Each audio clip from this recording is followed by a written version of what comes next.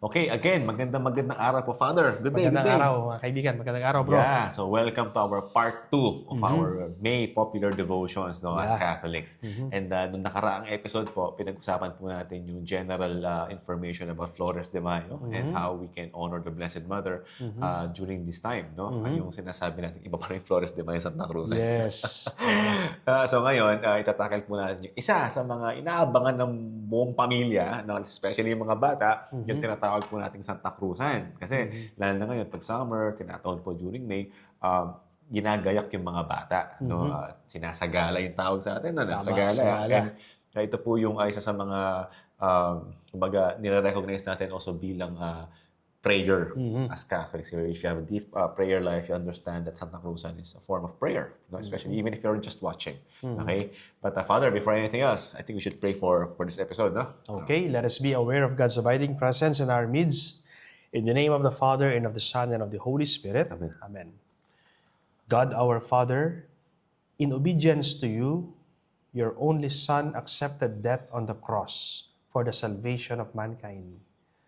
We acknowledge the mystery of the cross on earth. May we receive the gift of redemption in heaven. We ask this through our Lord Jesus Christ, your Son, who lives and reigns with you in the unity of the Holy Spirit, God forever and ever. Amen. We adore you, O Christ, and we bless you. Because of your holy cross, you have redeemed the world. In the name of the Father, and of the Son, and of the Holy Spirit. Amen. Okay, so again, welcome to our episode of yung second part, which is yung Santa Cruzan. Santa Cruzan. No, but before that, meron po tayong mensahe from, again, one of our own cardinals. Yes po, na nag-elect din, Nag-elect Cardinal din. Elector sa Roma.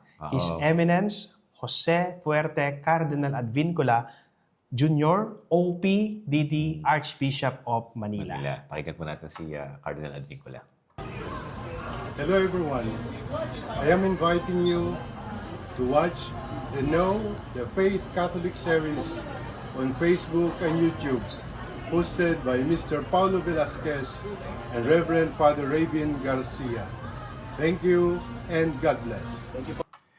Maraming salamat po, Cardinal. Yeah. Cardinal Joe, salamat po. Yeah. Si Cardinal pala, pumunta sa Malusak nung doon Yes, nyo. 2 beses po siyang nakapasyal sa aming parokya sa Santo Rosario, Malusak Parish. At ito pong crucifix na nasa likod namin ni Brother Paulo ay hinalikan po, no, ni Cardinal Jose Advincula. Venerated by our Venerated, Cardinal. So, yeah. Maya Paoras po, Cardinal Advincula.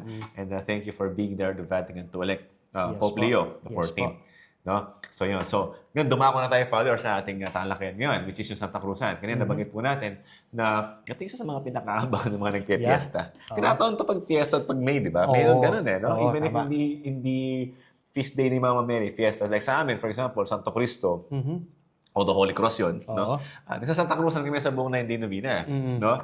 But syempre, para malaman na maintindihan ng lahat kung bakit natin itong ginagawa, unahin po na natin yung definition and significance ito na pag sinabing Santa Cruzan. Ano ibig sabihin ito, Father? Santa Cruzan, di ba? From the word cruz, Santa Cruzan, para bang it's a cross festival, ano? Cross Festival. Yes. Okay. So the Santa Cruzan is a religious historical procession held at the end of the Flores de Mayo, commemorating Saint Elena's discovery of the true cross. So ang Santa Cruzan po ay isang prosesyon, mga kaibigan, na nagpaparangal o pagpaparangal sa banal na krus na natagpuan po ni Reyna Elena bilang tanda ng tagumpay ng Panginoong Hesukristo sa kamatayan. In the Catechism of the Catholic Church, Article 618, it says, "The cross is the unique sacrifice of Christ, the one mediator between God and men." So ipinapaalala po sa atin ng Santa Cruzan na ang krus ay ang sentro ng ating pananampalataya at kaligtasan. And of course, from the letter of Paul to the Galatians, chapter 6, verse 14, sinasabi rito, "May I never boast except in the cross of our Lord Jesus Christ." So ang Santa Cruzan po ay isang hayagang pagpapahayag ng ating pag-ibig at pananampalataya sa krus ng ating Panginoong Hesukristo. Now, let's try to look at the apologetic insight. No? The event is often misunderstood as mere pageantry again. Parang yung Palabas kanina, lang. palabas. Parang yung binanggit natin sa nakaraang episode natin sa Flores de Mayo. Flores de Mayo, no? Sinasabi nila, it's just a mere pageantry or folk festivity, no? But it is deeply catechetical and Christ-centered in origin and message. No? Si Kristo, ang Panginoon, ang sentro po nitong pagdiriwang na ito. Hindi ito basta parada o para bang kasiyahan lamang. Yeah. Ito po ay liturhikal at catechetical na pagsasariwa sa kasaysayan ng ating pananampalataya. Yeah. And Father, ito siguro, bago mawala sa utak ko to, sasabihin ko na rin lang. Kasi Yes. for sure, gugunitain po natin to sa ilang mga taon pa. And unfortunately, merong mga nagsasagala ng medyo immodest yung suot sa ganito. Yes. No? So, kung magsasagala po, I have to understand po, Santa Cruzan po ay isang dasal. So, wag po tayo magsuot ng plunging whatever, backlinks, yung mga immodest and very daring na suot. Kasi po, pinaparangan na, isusuot ba yan ng mahal na birhen? Hindi naman, di ba? So, kung magsasagala po tayo, let's make it modest, let's make it dignified, and yung tipong hindi magkakos ng scandal. Tama. When I say scandal, causing others to sin. So, to speak, yun po yung theological term, no? Pinapaalala po natin yan. So, Pwede bang tagdagan pa? no, go ahead. Actually, karagdagan po sa sinabi ni Brother Paulo, dapat yung damit na isusuot po ng mga magsasagala sa Santa Cruzan ay yung maayos, hindi yung para bang nag-iimbita ka ng kasalanan sa mga taong makakakita. Right. Bakit? Kasi po yung mga pinoportray na character sa Santa Cruzan ay mga banal na tao. Mamaya i-discuss po natin yung mga yan. Malalaman niyo mamaya yan. Oo. At of course, isa dyan si Reyna Elena. At i-discuss natin mamaya, si Reyna Elena isang santa. Kaya dapat yung damit na isusuot ng mga nagpuprosesyon sa Santa Cruzan ay talagang Saintly. saintly. Okay, sige, tuloy mo bro. So, it's during this dramatic procession, a parade of biblical and historical characters yan, sabi ni Father Raven. So, biblical and historical, which means you have to be modest and dignified, no? So, the Santa Cruzan po includes figures in the Bible, church history and symbolic personifications of Christian virtues such as faith, hope, and charity. So, yung mga tauhan po sa procession, tumutulong po ito ipaliwanag ang mga aral ng Biblia, no, at ng simbahan sa paraan nakikita po, nauunawaan ng lahat. So again, binanggit natin sa Flores de Mayo, enculturation. No? The procession is an example of enculturation. The church, kumbaga, is integrating the teachings with local culture na naintindihan ng mga tao, just as Paul did in Acts 17 when preaching to the Greeks. Okay? So katulad po ni San Pablo, ang simbahan ay gumagamit ng lokal na pamamaraan or kultura upang maipahayag ang ebanghelyo. So biblical parallel po in the Old Testament, you can see the procession were done to honor the Ark of the Covenant. So meron pong procession ginagawa. Yun nga lang, I think, Father, noong time na hindi pwedeng hawakan.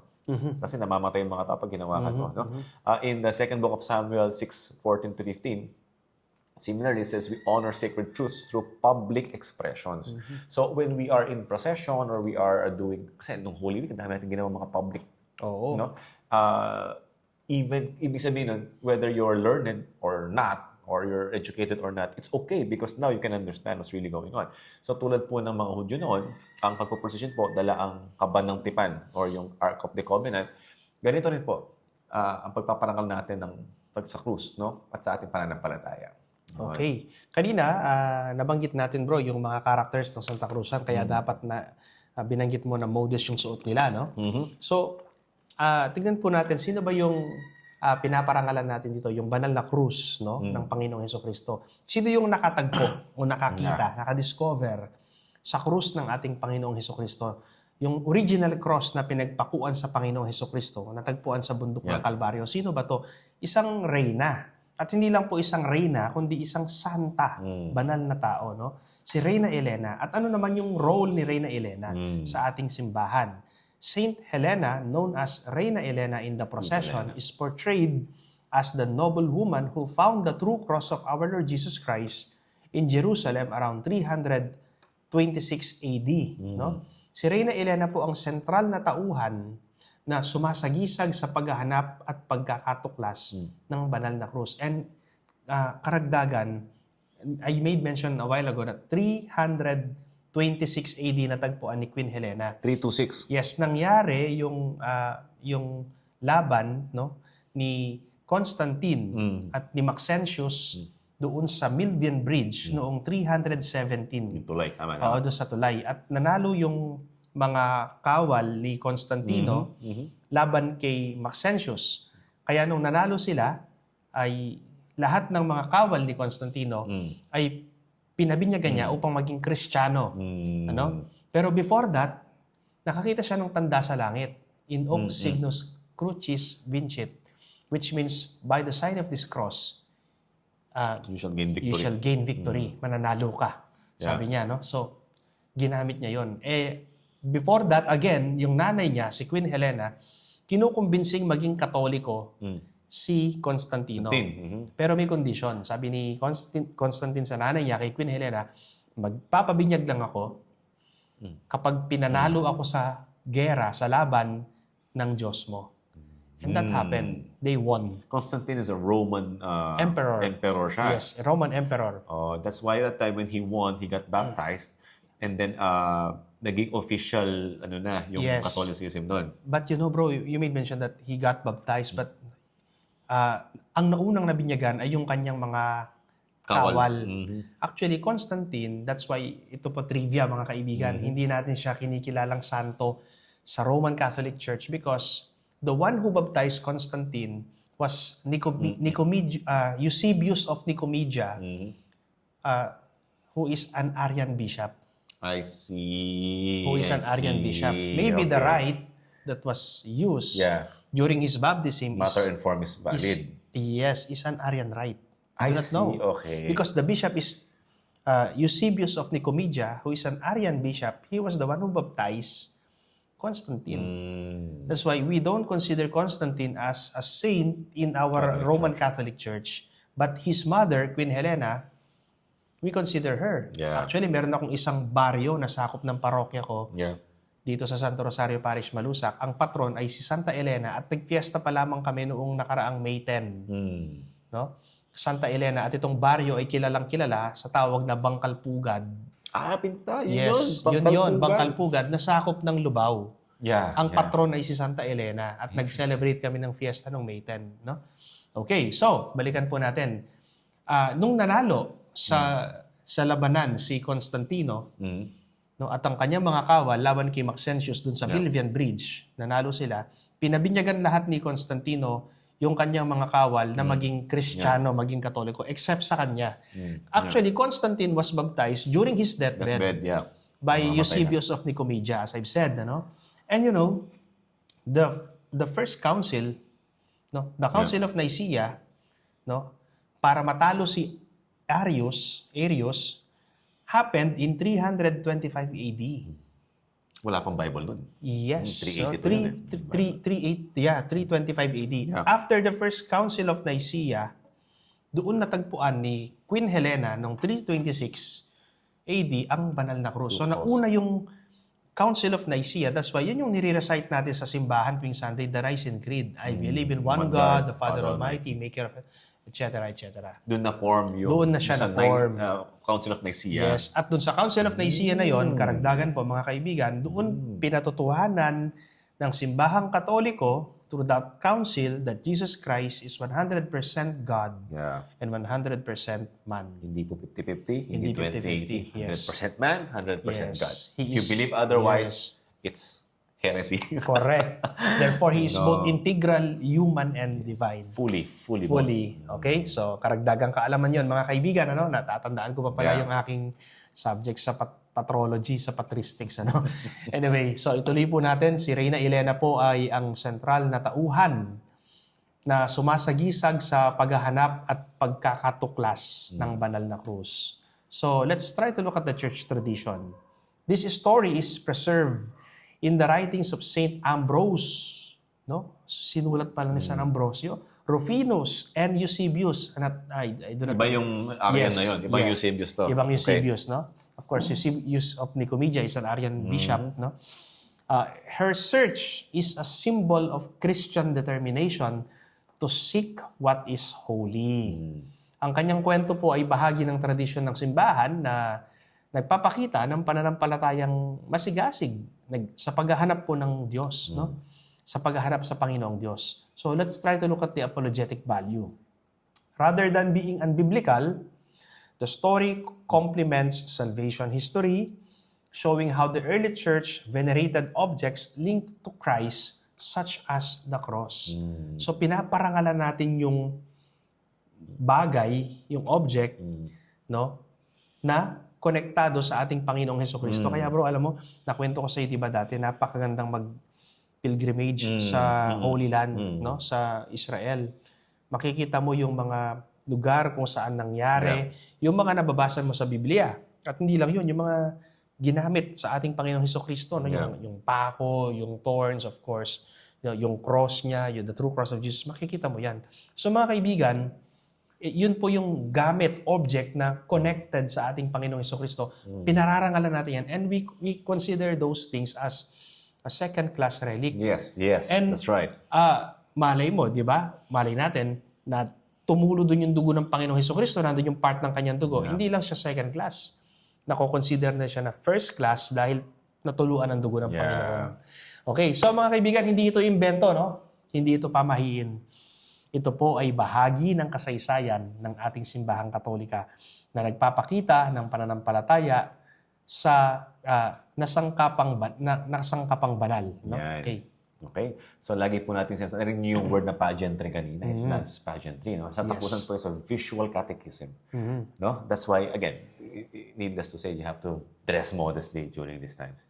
Kasi nga, karamihan sa mga sa Santa Cruzan, babae, tapos may escort. Pero I think karamihan babae yun eh. Yes. Kasi nga, each queen, sabi nga, it's a symbol that illustrates the doctrine of virtue. No? So like faith, hope, charity, and Mary as the mediatrix. At yung bawat tauhan po, yan nagtuturo ng mahalagang aral tungkol sa ating pananampalataya sa isang paraang nakakainganyo. No? Very evoking of beauty and representing the Lord. No, in the Catechism of the Catholic Church, 2688, sabi niya, the Catechism aims at teaching to meditate on the Word of God and internalize it at all times. So, when our senses see something, especially the eyes or what we hear, the prayers, we tend to, as human beings, tayo lang yung may ganun, to reflect on this. Animals don't have it.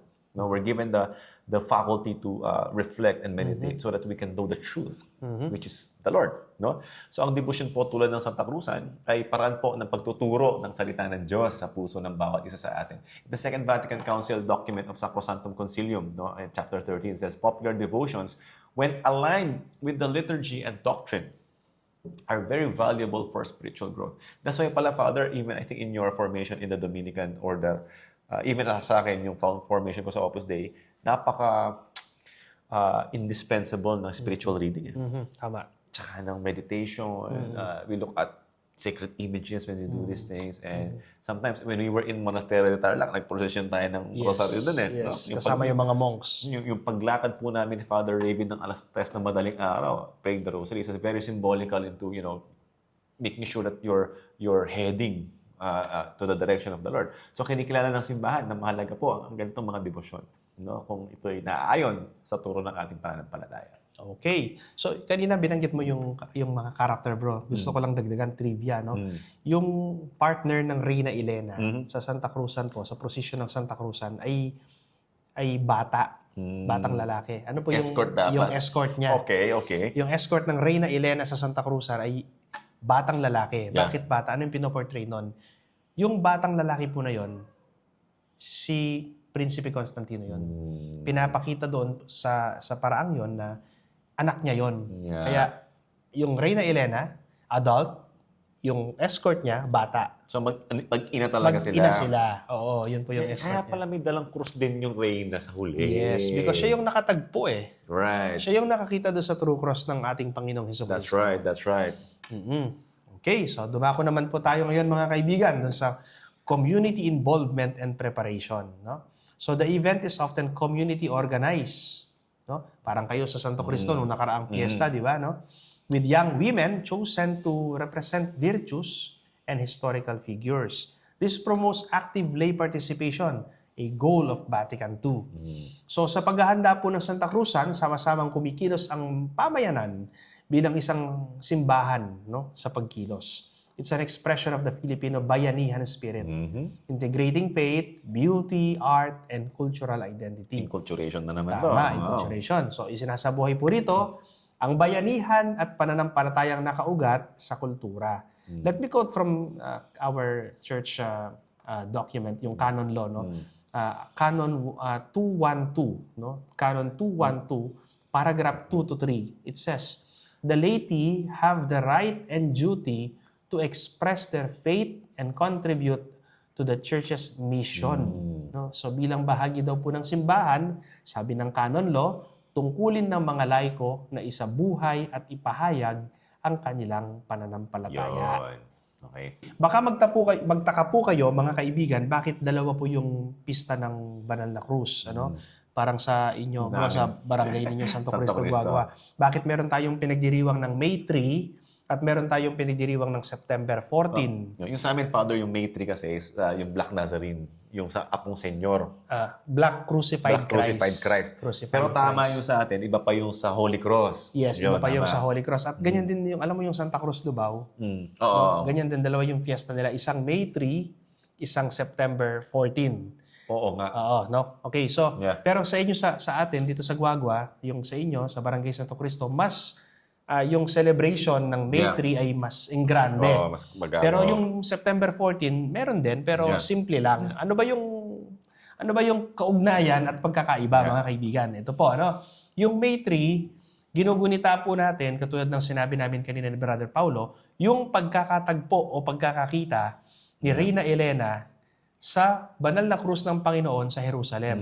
No, that's May 3. Yeah. No, Natagpuan. Natagpuan ni Reyna Elena, May 3. So ngayon, yung September 14 naman po, Yeah. liturgically speaking, no, nasa kalendaryo ng ating simbahan, yun yung tinatawag nating the Feast of the Exaltation of the Cross, no, ang tagumpay ng banal na krus. So ang pagdiriwang po nito ay September 14. At kinabukasan, September 15 ay feast day ng Our Lady of Sorrows. Okay, so ano yung Feast of the Exaltation of the Cross? So, the Feast of the Exaltation of the Cross, which we commemorate every September 14, was later established by the Church to commemorate the dedication of the Church to the Holy Sepulchre in Jerusalem in 335 AD. So, ang krus po, mga kaibigan, ay naging tanda ng pananampalatayang Kristiyano sa buong mundo simula noong panahon ni Emperador Constantino. At meron po tayong biblical basis dyan. No? Makikita natin yan sa Biblia from the Gospel of John, chapter 19, verse 17 to 18. So they took Jesus and he went out bearing his own cross to the place called the place of a skull. So ang krus na pinasan ng ating Panginoong Hesukristo ay naging simbolo po ng ating kaligtasan. Kaya't marapat lamang po na ito ay gunitain. Yeah, kaya pala sinabi ni St. Paul dun sa Galatians 6:14, no? Sabi niya, may I never boast except in the cross of our Lord Jesus Christ. Yes. Napakalalim ng ano na yun, eh? Oo. You can't boast except for the cross. Yes. Right? At ang krus po, no, hindi lamang siya kasangkapan ng papapahirap ng mga Romano, kundi tagumpay ng ating pananampalataya. If you're really familiar with how you relate your trials to the crosses of Jesus and you just simply be at peace because knowing that your relationship to Christ is through the cross, then you can say, I'm with Christ because of the cross. Yeah. So, ang sinasabi naman po ng ating Catechism of the Catholic Church, Article 618, no? The cross is the unique sacrifice of Christ, the one mediator between God and men. So, ang krus daw ng ating Panginoong Hesukristo ay natatangi at mahalaga sa ating pananampalataya. So, alam niyo na po ngayon, connected talaga eh, no? Mama Mary, Santa Cruzan, Forest de Mayo, Banal na Cruz, all leads to us being with the Lord Jesus Christ. So, it's sa Santa Cruzan po, sa Filipino expression of universal devotion, no, it was actually introduced by the Spanish missionaries na naman, no? I'm beginning to love the Spaniards now, right? Yeah. Although yung pinuntahan kong misa doon sa Amsterdam, Spanish eh. I can really relate the way they, yung mga words na ginagamit nila, no? It's part of Flores de Mayo Festival back in the 1800s, no? It dramatizes the search nga, sabi ni Father Raven, and the discovery of the true cross through a religious procession. Yun nga naman yung time na kinahanap nila, parang procession yun eh, no? By led and featuring Reyna Elena, no? Symbolic figures and catechetical imagery are being kumbaga used by the church. Yung ginawang mas makulay at makasining ng mga Pilipino paggunita sa krus sa pamamagitan po ng prosesyon ng Santa Cruzan. So, nagsistart sa simbahan, pabalik ng simbahan, and if you're going to check the insights apologetically with this, no, ang Santa Cruzan po is, often misunderstood na, again, parade or beauty pageant, but in essence, it's not. That's why we're inviting kami ni Father Raven sa mga magsasagala, dress appropriately. Yes. Because it is a procession of faith. No? It's highlighting salvation history, biblical figures, and the triumph of Christianity through the Holy Cross. And hindi ito simpleng parada, no, kundi isang paglalakbay pananampalataya na nagpapahayag po ng tagumpay ng Ebanghelyo sa ating kasaysayan. Okay, ngayon talakayin naman po natin bakit natin pinararangalan ang banal na krus ng ating Panginoon. Let's talk about the veneration of the cross across the church, no? Now let's look at the miracles related to this cross, no? The true cross of Christ was divided and distributed to various churches across Europe, and many miracles were reported. No, merong mga gumaling, no? Healings, protection in battles, etc. Even in exorcism. Yeah. Even in exorcism, no? Alam ng demonyo na yung kaharap niya ay yung totoong krus na pinagpakuan sa ating Panginoong Jesucristo. In the Battle of Poitiers in 732 and in the Battle of Lepanto in 1571, no, during the reign during the time of Pope Pius V, no, a Dominican Pope, the raising of the relics of the true cross was believed to have helped Christian victories. Nung tinaas yung krus ng ating Panginoong Jesucristo, ito yung naging daan ng tagumpay ng mga Kristiyano laban sa mga battle na ito, no? Battle of Poitiers noong 732 at Battle of Lepanto noong 1571. So ang krus po, mga kaibigan, ay hindi lamang alaala, kundi ito po ay tunay na instrumento ng biyaya at tagumpay ayon sa kasaysayan ng ating simbahan. Yeah. Actually, meron po tayong relic of the true cross sa Monasterio de Tarlac. Monasterio de Pero, Tarlac. Father, maliit lang yata yun. Maliit lang. Actually, sa Archdiocese natin dito sa San Fernando, Pampanga, meron din tayo. Yung Jubilee Cross na binigay dito sa atin sa Archdiocese, no? Yung wood na ginamit dun sa Jubilee Cross, yung buong cross mismo ay gawa daw sa Old Church from Rome. At yung nasa gitna, nandun yung kanyang teka.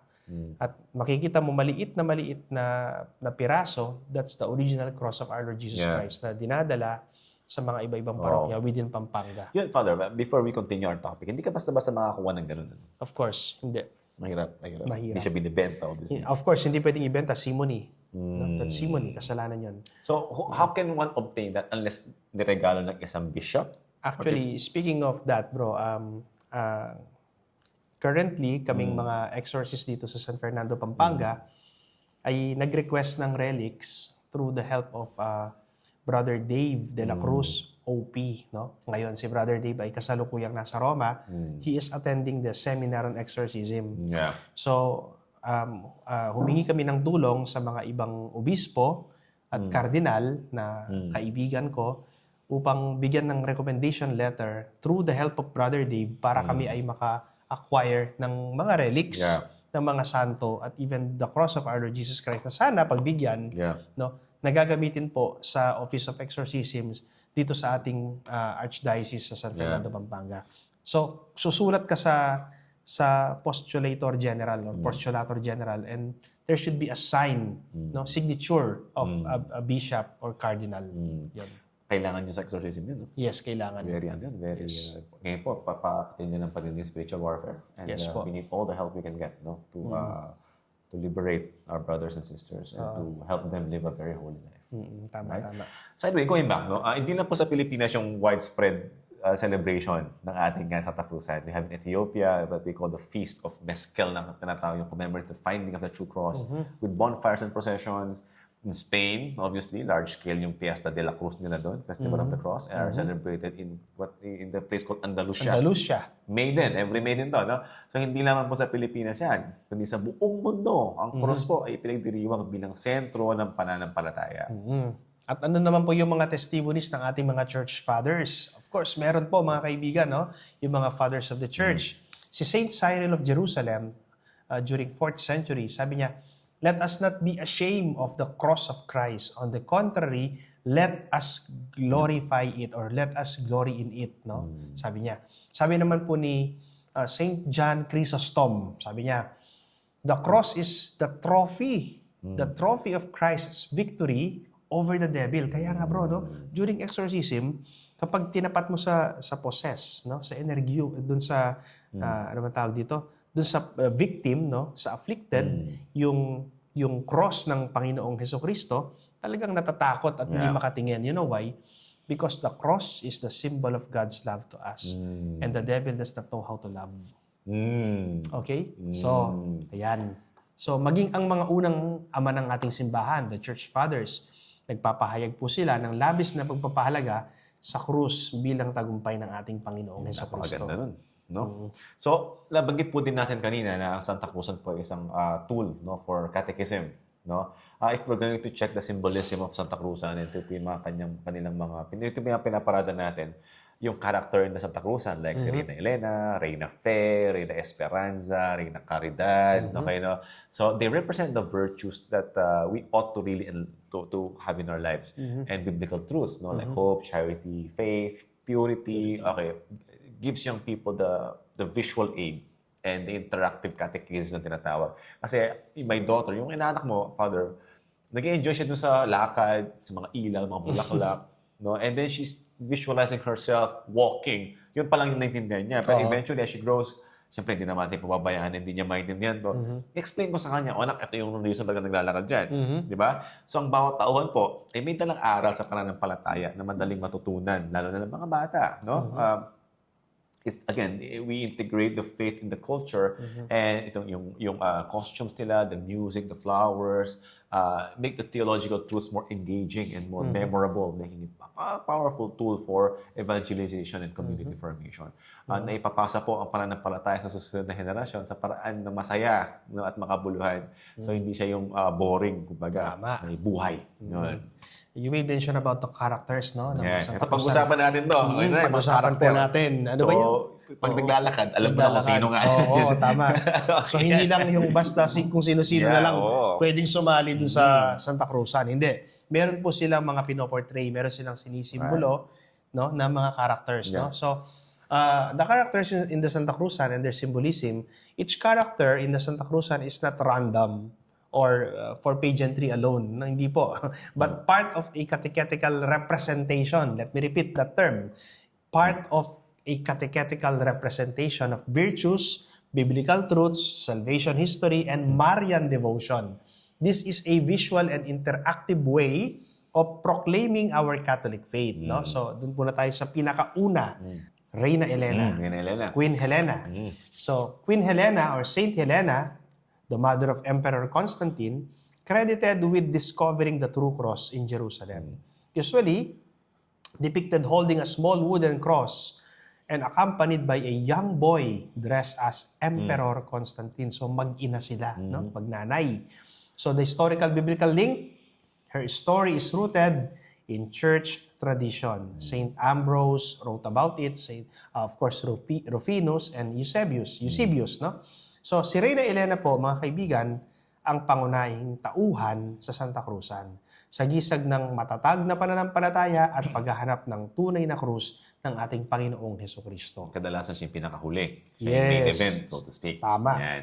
So, meron din tayong tinatawag na Reina de la Fe or Queen of Faith. No? It symbolizes what we call the virtue of faith. Kaya nga fe, right? So, one of the three theological virtues. So, it carries a cross or a Bible as a symbol of belief in God's Word. No? In Hebrews chapter 11, verse 1, sabi, faith is the assurance of things hoped for and the conviction of things not seen. Ang ganda nga na sinabi ni St. Augustine dun eh. St. Augustine ba St. Thomas? One of those fathers of the church that says,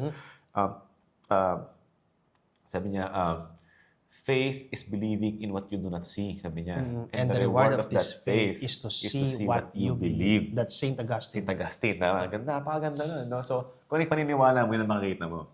And during these parades, no, the church is never lacking and very generous in giving us ideas of what to look forward to. And ito yung sinisimbolo ni Reina de la Fe. No? Itinuturo po ni Reina Fe ang kahalagahan ng pananalig or faith in God kahit hindi natin siya nakikita. Good. Next po is si Reina Caridad or Queen of Charity. So, she represents charity or love, the greatest virtue, according to 1 Corinthians chapter 13, verse 13. May hold a heart symbol or give out small gifts during the procession. No? Si Reina Caridad po ay paalaala na ang tunay na pananampalataya ay dapat isinasabuhay sa pagmamahal sa kapwa. Yan. So, Reina Caridad. We also have Reina Esperanza or what we call the Queen of Hope. No? It symbolizes the virtue of hope in God's promise and salvation. So ito yung kabaligtaran ng despair, right?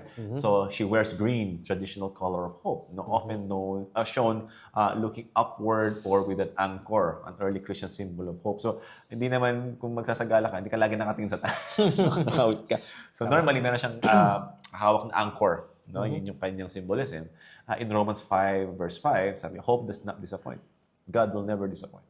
No, pinapaalala po sa atin ni Reyna Esperanza na hindi tayo nawawalan ng pag-asa sa gitna ng pagsubok. Pagsubok yan. Though I walk to the shadow of the valley of the shadow of death, I shall fear no evil because God is with me. Yun yung responsorial psalm nung isang araw. And, it's really good. No? Reyna Esperanza reminds us of that.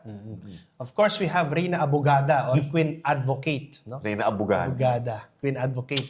Symbolizes the Blessed Virgin Mary, our dear Mama Mary, as our advocate, and mediatrix. And it is based on John chapter 2, verse 1 to 11. And the church teaching from the Catechism of the Catholic Church, Article 969. So, Reyna Abogada. Mary, no, is our advocate, no, mediatrix, no. Of course, in Lumen Gentium, chapter 54, she was called advocate, mediatrix, and co-redemptrix. Dun sa Lumen Gentium. Vatican document po yan, mga kaibigan. So, may carry a scale, no? Or legal symbols, yun po yung hawak niya, representing her intercession. So, si Reyna Abogada po ay sagisag ng pananalig na si Maria ay tagapamagitan natin sa Panginoong Diyos. Pwede po kayo mag-Reyna Abogada kahit hindi po kayo lawyer, okay? Tama.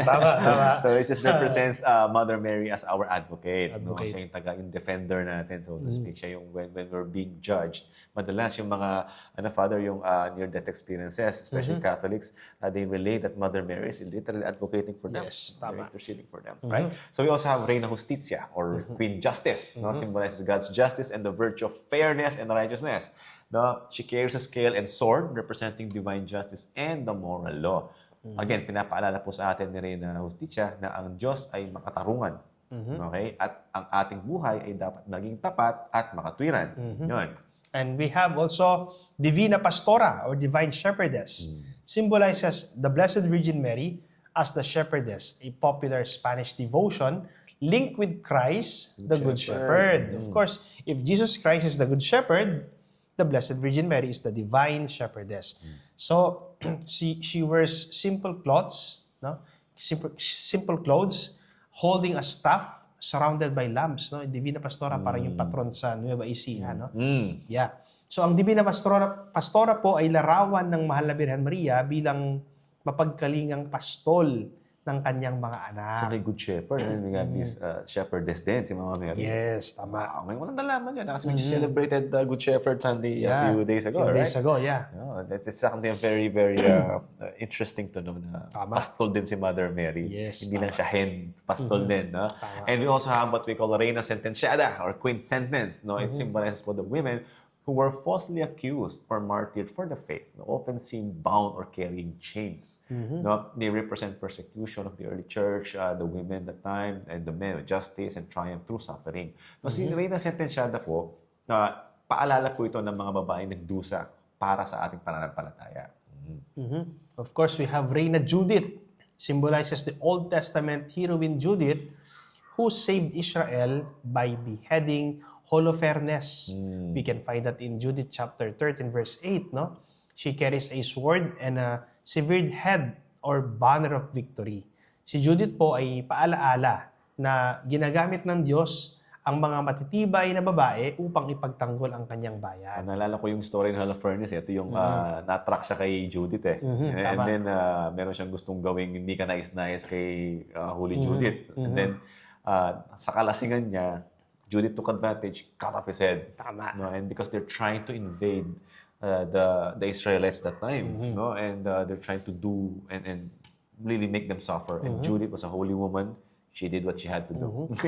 So we have also Reina Sheba, or Queen of Sheba. No? Symbolizes the wise queen who visited King Solomon. You can find it in the First Kings chapter 10, verse 1 to 13, representing wisdom and discernment. No? She wears a very rich attire. At yung magarbo, often with gifts in hand because they're offering to the king. So ang si Reina Sheba po ay sagisag ng karunungan at paghahanap sa katotohanan because he went to the most intelligent and learned person, which is King Solomon. Yan. Of course, we have Reina Paz, or Queen of Peace, no? Symbolizes peace, a fruit of the Holy Spirit. Often in white, no? Makikita na siya nakadamit na puti, carrying a dove or olive branch. Si Reina Paz po ay isang sagisag ng kapayapaan na bunga ng tunay na pananampalataya. Yan. We also have, since Flores de Mayo, Queen of Flowers, Reina de las Flores, no? It symbolizes the culmination of Flores de Mayo, representing Mary as the mystical rose. No, she's covered in floral motifs, right? So, kung may allergic ka sa flowers or pollen, wag kang mag-Reina de las Flores, right? Often leading the final part of the procession. No? Siya po yung sumasagil sa kagandahan, yung beauty na tinatawag natin, at kabuuan ng ating debosyon kay Mother Mary. Because again, flowers symbolizes beauty that we offer to the Lord and to the Blessed Mother. Of course, hindi po natin pwedeng makalimutan yung mga angelic escorts, mga anghel, young girls dressed as angels, representing purity and divine presence, often accompany major queens like Reina Elena. Ang mga batang anghel po ay paalaala ng kalinisan at presensya ng Diyos sa gitna ng ating debosyon. So yung ating Santa Cruzan, mga kaibigan, serves as a living catechism, using drama, beauty, and culture to present Christian virtues, salvation history, and Marian devotion in a way that resonates deeply with the Filipino soul. So it is both art and evangelization. Napakagaling. Yeah, no? So, tandaan po natin, hindi basta-basta yung mga tauhan. Ang bawat tauhan po sa Santa Cruzan ay may mahalagang mensahe ng pananampalataya. No? Isang makulay po at makapuluhang paraan no, upang dalhin tayo no, kay Jesus at dalhin si Kristo sa puso ng mga tao. No? So, mga virtues pala yun, Father. Yes. Virtues, tsaka, historical like si Judith, and yung persecution, so the Reina de Sentencia, and mga ganun. And so, it's something that we really ought to look into, no? And before we even begin to participate, meditate na natin to. So, we integrated in our Filipino culture, as mentioned earlier, no? Because the celebration of the liturgy should correspond to the genius and culture of different people. You can see that in CCC, Catechism of the Catholic Church 1204. Right? So, pinapayagan po ng simbahan yung mga ganitong pagsanib ng kultura sa pananampalataya hanggang ito'y nakaugat sa katotohanan ng Ebanghelyo. So, example po ng enculturation is yung Santa Cruzan, naging position po, combining catechism, pageantry, cultural beauty to honor both the cross and the Virgin Mary. And ang Santa Cruzan po ay isang masining na paraan ng paggunita sa banal na krus. No, hindi lang virtue, but of course the cross. Nagbibigay-pugay po kay Mama Mary sa loob ng ating kultura, no? And just to clarify apologetically with some of the, again, accusations, right? Some groups accuse such processions of being pagan or idolatrous, the usual stuff. But these are in fact expressions of Christian memory and reverence. Again, actions like walking and praying while walking is praying, kaya nga pray without ceasing. Hindi ito idolatria, no? Kundi paraan po ng pagbabalik tanaw at pagpaparangal sa mga banal na pangyayari sa kasaysayan ng kaligtasan. Kumbaga, parang sinakulo, Father. No, sinasabuhay theatrical yun. Tama. Pero yung nanonood, hindi lang nag-entertain. It's not about entertainment, it's about being at prayer. Tama. So, the Santa Cruzan is far more than a colorful tradition. It is a catechetical drama, Marian devotion, and public proclamation of the faith, wrapped in a Filipino culture. It shows how the Church allows faith to be expressed in ways that are beautiful, communal, and rooted in Scripture and tradition. Ang Santa Cruzan po ay isang makulay na debosyon na nagsasama ng pananampalataya, kasaysayan at kultura, isang pamana ng mga ninuno natin na nagpapalalim sa ating pangunawa sa Diyos. Yeah, so kanina po binanggit natin yung mga virtues, no? Ito yung mga kumbaga nire-represent ng bawat reyna, no? As you mentioned earlier, the theological virtues that are very important in our faith. Of course, the virtue of faith, for we live by faith, sabi nga, not by sight. The second letter of Paul to the Corinthians, no? 5:7. We also have the theological virtue of hope. We have this hope as an anchor for the soul, firm and secure. Hebrews chapter 6 verse 19. Alam naman natin, napakahirap ng buhay. And sometimes we lose hope if when it's going to end and do we see the light at the end of the tunnel. This is it, no? At charity also, and now that says here that these three remain, faith, hope, and love. But the most important is love.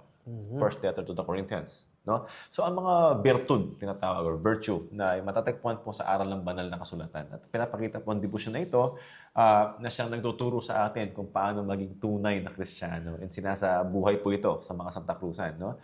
So integrating the Christian virtue values into Filipino culture, particularly during Flores de Mayo and Santa Cruzan, no, underscores the Catholic identity of the Philippines. No? These devotions po are not just cultural expressions.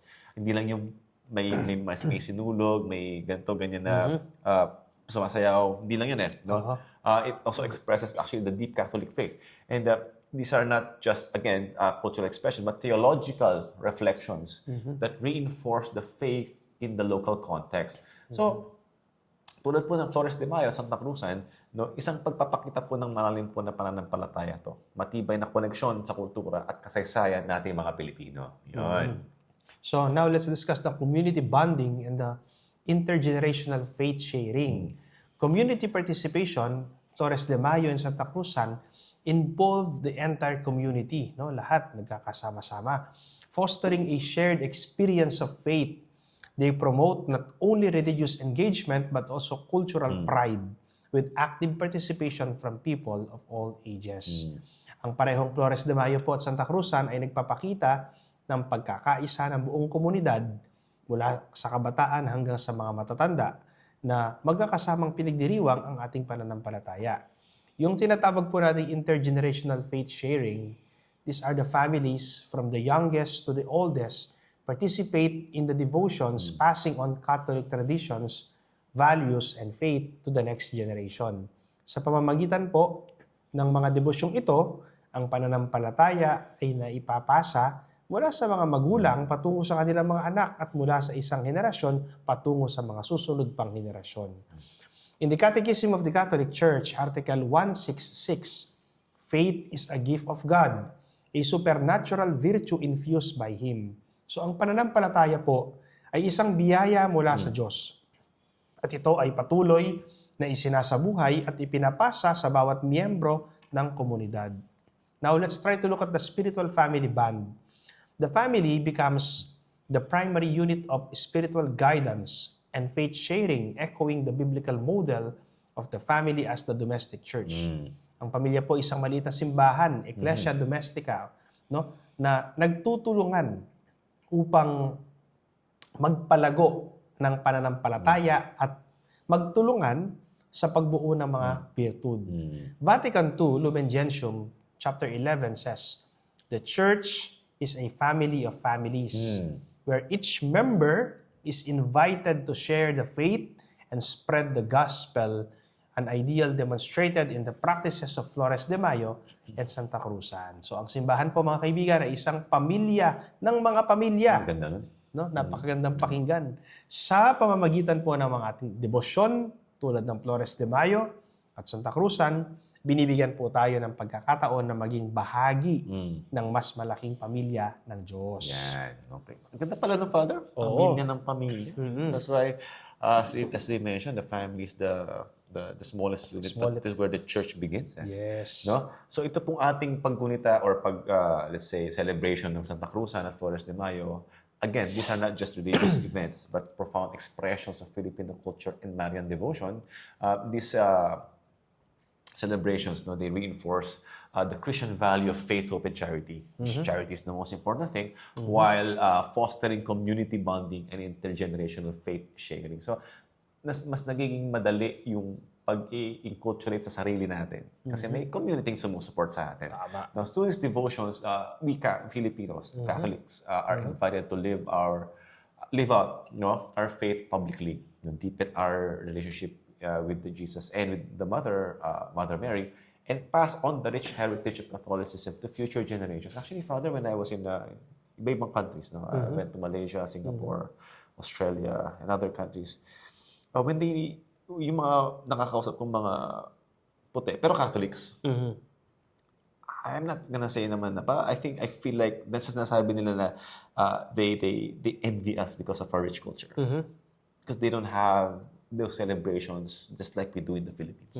Kaya hindi ko masisi yung iba na sometimes they even go home from their work from abroad just to experience what Christmas is like, what these events are like, because we're very rich in tradition and very rich in the way the way God, as in yun na lang, the way God gives us his different paths to know Him and love Him because of these traditions, no? So ang Flores de Mayo po at Santa Cruzan ay dalawang makulay at masalimuot na debosyon na nagpapaalala sa atin ng ating pananampalataya kay Maria, no? Habang pinapalaganap ang bertud ng Kristyanismo sa buong komunidad at sa mga henerasyon. Yun.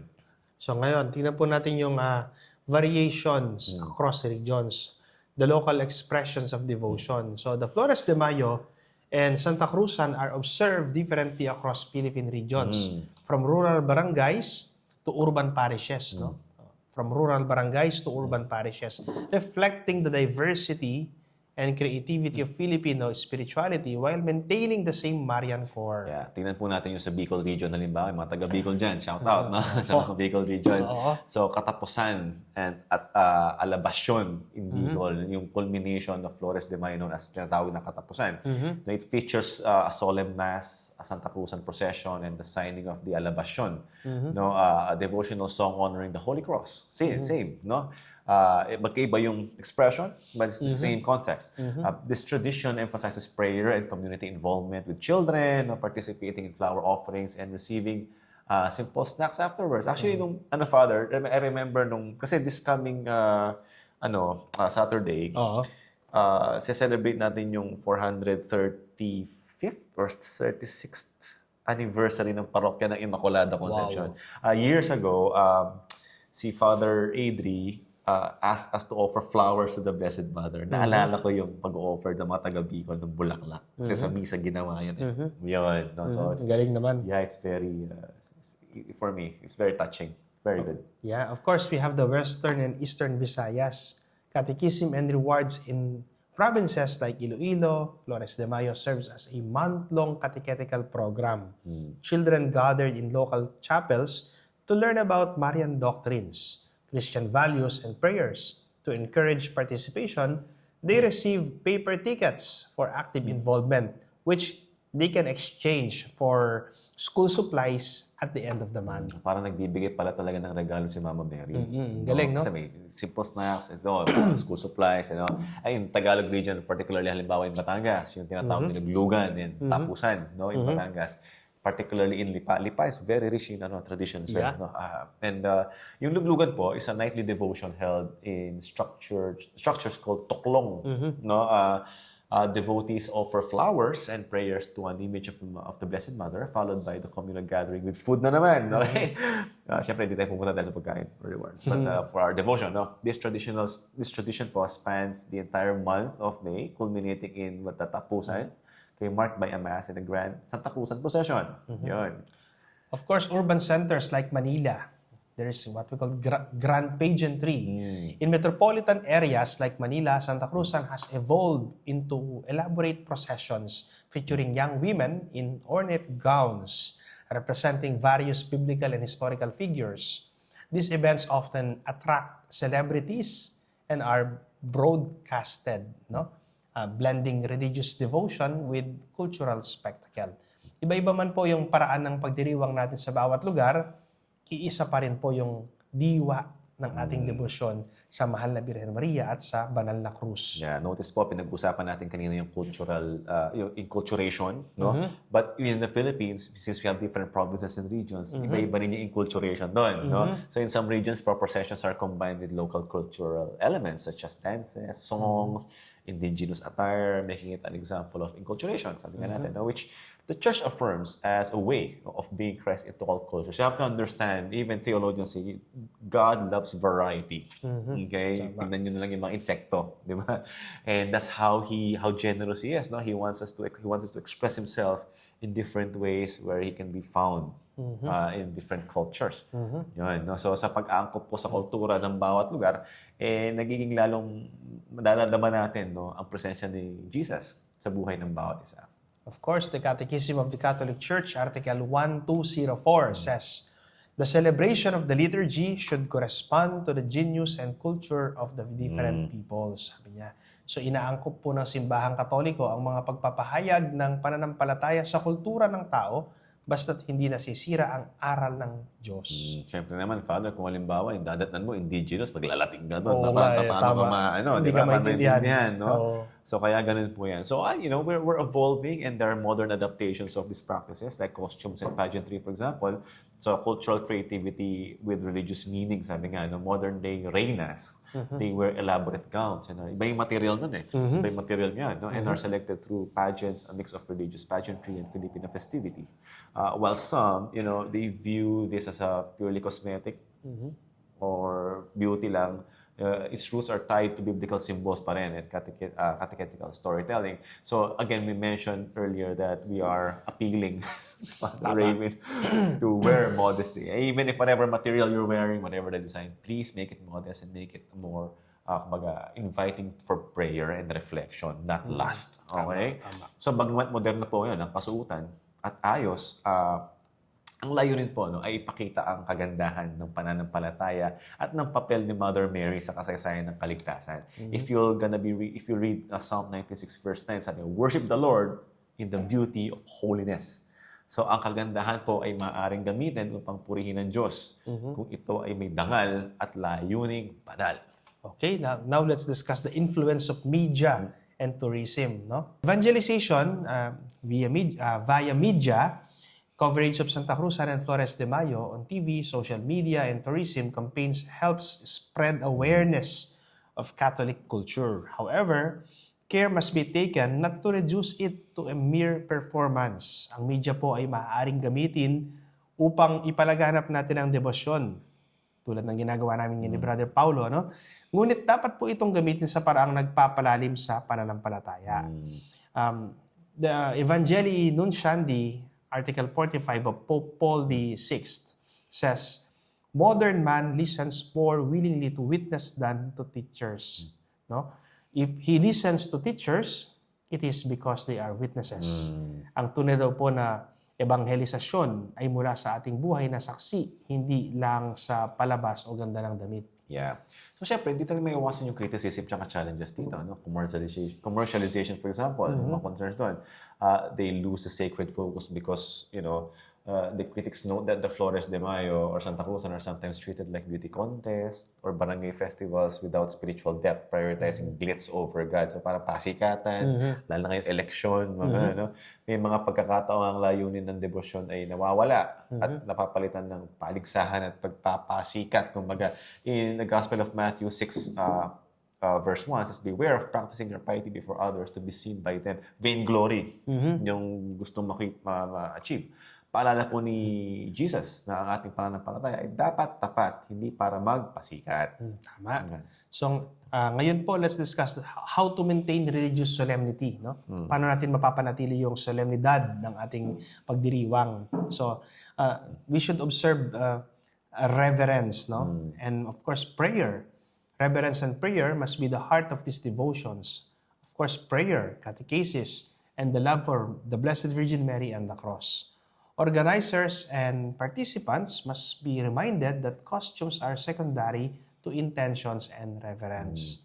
Ang mas mahalaga po ang layunin ng puso kaysa sa marangyang kasuotan. Ang debosyon ay dapat may laman at may diwa. Let me quote from the Catechism of the Catholic Church, Article 1679. It says, popular piety extends the liturgical life of the Church, but should always draw from and lead to the liturgy. So ang devotion daw po ay hindi hiwalay sa liturhiya. Ito po ay dapat na nagsusulong ng buhay panalangin at sakramento. Okay, so reminders po ito sa ating mga parishes. Guidance po natin that our parishes are encouraged to integrate catechetical sessions during Flores de Mayo. Hindi ka na basta-basta, sige, sabak, bahala ka na. Kailangan din natin i-catechize yung mga sasabak dito kasi they're instruments of catechism. So, they have to understand that they have to pray They have to reflect and pray during the Santa Cruzan and ensuring that the faithful understands the religious context. So, mahalagang turuan po yung mga lalahok at manonood tungkol sa tunay na kahulugan ng debosyon upang ito'y maging mas makahulugan. Ito yung ginagawa namin ni Father Raven ngayon. Sana mapanood nyo to pag nag-Flores de Mayo Santa Cruzan kayo. So, we also have to emphasize as well praying the rosary, the mass, adoration as integral parts of our celebration. Again, it's all about Jesus through our Blessed Mother and through this tradition, no? Helping participants focus on the spiritual rather than the superficial or vainglory. So ang panalangin po ng rosaryo at pagdalo sa misa ay dapat kasama sa bawat pagdiriwang upang ito'y maging tunay na makadiyos because the highest worship is the Holy Eucharist. No, in Canon Law 214 says the Christian faithful have the right to worship God according to the rites approved by legitimate pastors of the church. And ang pagsamba po ay may wastong paraan. Okay? At nararapat lamang ito'y isabuhay ayon sa itinuro ng simbahan. So kung lalahok kayo dito, papunta dapat yan sa tamang pagsamba. Okay? So, Flores de Mayo and Santa Cruzan continue to be vibrant symbols of faith in modern times, but they must be constantly purified of purely external motives. As the Church teaches, popular piety should always lead to deeper communion with Christ through the Blessed Virgin Mary. Organizers, families, and parish communities are called to reclaim the sacred in these devotions, making them opportunities for true conversion, witness, and celebration of faith. Ang debosyon po ay hindi lamang nakikita sa kasuotan o sa prosesyon, kundi isang panawagan po sa bawat isa na lumalim sa pananampalataya sa ating Panginoong Hesukristo sa tulong po ng Mahal na Birhen Maria. Yan. No? So, reflection po on the enduring legacy of Santa Cruzan and Flores de Mayo. If we're going to consider the reflection on this one, in the Catechism of the Catholic Church, 1679, say popular piety expresses an evangelical instinct and a human wisdom which enriches the Catholic life. So, ito pong Flores de Mayo, Santa Cruzan, patuloy po na nagbibigay buhay sa pananampalataya ng mga Pilipino sa paraang malapit sa kanilang puso. So, these devotions are not outdated or irrelevant. No, they are living traditions that transmit faith, history, and virtue from generation to generation. Ang mga devotion po ay hindi lamang nakaraan, kundi patuloy na paraan na mapapalalim ng pananampalataya. In the book of Psalms, 145:4, one generation shall commend your works to another and shall declare your mighty acts. Ipinapasa ng bawat henerasyon ng mga gawa ng Diyos sa pamamagitan po ng debosyon tulad ng Flores de Mayo at Santa Cruzan. Okay, so the role of these devotions in strengthening the Catholic identity should be rooted in Christ and Mary. Through honoring Mary and the cross, Catholics express their connection to salvation history, and the communion of saints. Sa pamamagitan po ng debosyon, pinagtitibay natin ang ating pagkakakilanlan bilang mga Katolikong nananalig sa ating Panginoong Hesukristo at nagpaparangal sa ating inang si Maria. The Catechism of the Catholic Church, Article 2688 says, Catechesis aims at teaching prayer and internalizing it at all times. Ang debosyon po ay kasangkapan upang maituro at maisabuhay ang pananampalataya at panalangin. Halimbawa po, Filipino communities abroad continue these practices as a way to preserve faith identity in secular or multicultural societies. Halimbawa, yung Santa Cruzan sa Los Angeles, even sa USA, no? Makikita po natin yan, no? At alam mo, bro, nag-attend ako ng celebration sa LA, no? Two years ago, in 2023. Yung Betesenian in honor of Saint James the Great. Kahit na yung mga Pilipino na nakatira na sa abroad, no? Sa LA, sa US, ay nagdidiwang pa rin sila ng kapistahan ni Santiago, no, bilang parangal sa kanya. Kahit na nandoon na sila sa ibang bansa, hindi na putol yung kanilang pananampalataya at debosyon. So maging sa ibang bansa, mga kaibigan, dinadala po ng mga Pilipino, ng mga kapwa Pilipino natin, ang mga debosyong ito bilang tanda ng kanilang pananampalataya. So we're being called to preserve both the spiritual and the cultural essence of traditions, the balance of faith and culture. No? So the Church encourages inculturation, faith, and interculture without compromising doctrine. So dapat panatilinan ang balanse sa pagitan ng panlabas at celebration at panloob sa debosyon. No? So in Sacrosanctum Concilium 13 of Vatican II says popular devotions should be encouraged provided they harmonize with the sacred liturgy and draws people to it. Pinaboran ng simbahan ng mga devosyong ito kung ito'y napapalalim na ugnayan sa liturhiya. Practical reminders, the organizers, as we mentioned, and parishes must ensure that the preparations include not just costumes and events, but also catechesis, prayer, and reflection. Hindi sapat ang magmagarbo prosesyon. Dapat ay makakibat itong pag-unawa, panalangin, at pagninilay. If you check Romans chapter 12, verse 2, do not be conformed to this world, but be transformed by the renewal of your mind. Ang layunin po ng devosyong ito ay hindi lamang tradisyon, kundi ang pagbabagong loob at pagbabalik loob sa Panginoon. So, Flores de Mayo and Santa Cruzan are more than just festivals. They are more than just festivals. Remember that, my dear friends, no? They are catechetical celebrations of faith, hope, and charity. In a time of growing secularism, these devotions can be powerful tools of evangelization, especially when done with reverence and proper formation. The Church calls all of us, clergy, lay, youth, and elders, to reclaim the sacredness of our traditions and let them lead us closer to Christ through Mary. Ang ating tradisyon po ay dapat nagsisilbing tulay patungo sa ating Panginoong Hesukristo, hindi lamang isang pista, kundi tunay na pagdiriwang ng pananampalataya. Alright, so there you go with our Flores de Mayo and our Santa Cruzan. Cruzan. Sana po nagkaroon tayo ng deep understanding of this tradition and ma-appreciate natin na through Mother Mary, we get closer to our Lord Jesus Christ. Ayan. So, before we end this, sana po makapag-subscribe tayo sa ating YouTube channel. No? Please follow us on our Facebook page as well. And you can add us up. Kami po ni Father Raven sa mga, or follow us sa aming mga Facebook, mga social media accounts po namin. No? And kung meron po kayong mga tanong, please don't hesitate to write your questions in the comment section. And please, shout out niyo po kung pangalan niyo, saan man kayo, para ma-acknowledge po natin kayo sa mga susunod na episodes. Yes po.